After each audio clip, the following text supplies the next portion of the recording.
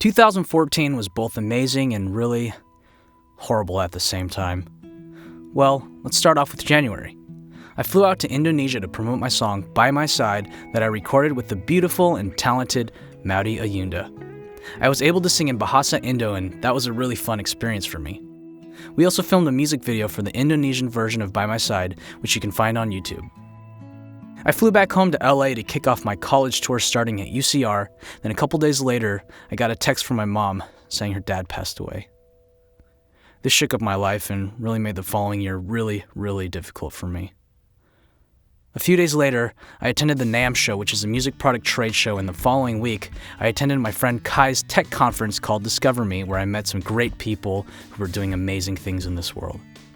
Then I had a show at Berkeley, Northwestern, shot a video with my buddy Korean Effects, then flew out to Singapore for some meetings, aka eat my life away.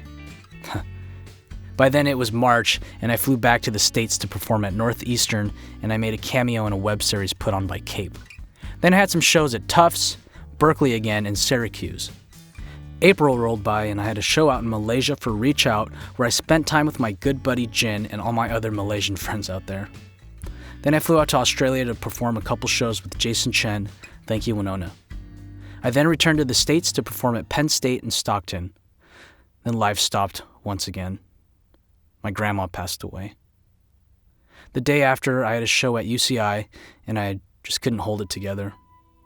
Every song I performed reminded me of her and Grandpa, but I pushed through and I finished the show. The next day, I flew out to MIT to perform, and that was a bit easier. The next couple weeks, I didn't do much. I sat around a lot, reflected on life. Most of the time, I did whatever I could to get my mind off of the sadness that filled the year. I was really depressed.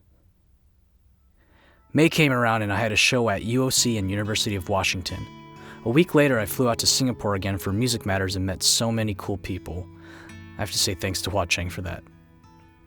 In June, I performed at Uni High School and participated in a contest where the winner would perform at Bonnaroo.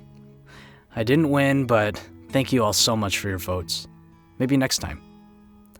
That week, I started the recording process for my fourth record and was blessed to have some great musicians play on my record. Victor Ndjerza, who played drums, played for Willie Nelson, Sarah Bareilles, and Colby Calais. Sean Hurley, who played bass, played for Vertical Horizon and John Mayer. Other amazingly talented people who played on my record was Ken Belcher, #Julia's Diner, #Broti, who I had the privilege of playing most of these shows with, and Brian Keith, keyboardist extraordinaire. In June, I was also able to make a cameo in Joe Nation's upcoming movie and perform for the organization LINK, which stands for Liberty in North Korea. They're doing great work out there, so please support. I wrapped up in June with VidCon and World Cup. Those were exciting times. July came by and it was actually an important month because it was when I decided to not shave until I finished my album. #beard, rest in peace. That was a fun experience for me. With the passing of my grandparents and a lot of other things in life that brought me down, I needed something to kick me in the butt.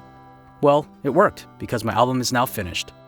July is also when I started kickboxing thanks to my neighbor Grace, and that helped to bring my mood up once in a while. August, I went on an epic trip to Las Vegas with NetCal and went day clubbing for the first time. That was a pretty cool experience. The next week, I had a show in Hawaii, my favorite place on the planet, thanks to Mylan. The following week, I attended my friend's wedding. Congratulations to Tommy and Grace. At the end of September, I made a trip out to Korea for the YouTube Fan Fest. That was an awesome event because we were able to serve the elderly, help out an animal shelter, and best of all, I was able to spend time with my grandpa on my dad's side out there. After Korea, I headed to Indonesia again for a show, and then went to Bali where I had a nice, relaxing time with my buddies. I fell out of a raft. That was fun. Gotta give a big shout out to Eric for all the good times. Super proud of you, and to everyone else who helped me get through the year. Upon my arrival back to the States, I got a text from my dad saying my grandpa passed away. In the midst of all these great things happening, something like this had to come up again. Once again, I was broken, and at this point, I truly learned how fleeting life was. With life kicking me in the face this many times, I honestly asked myself, what is the point in living? Like life was a big joke. Well, I have to say that I've come to terms with death, and we've become better friends now. One of my favorite movies is The Shawshank Redemption. There's a quote in there that says, "Get busy living or get busy dying." I think I want to laugh a little more, have a few more drinks, hang out a little longer, maybe fall in love again, take another late night walk down the street alone.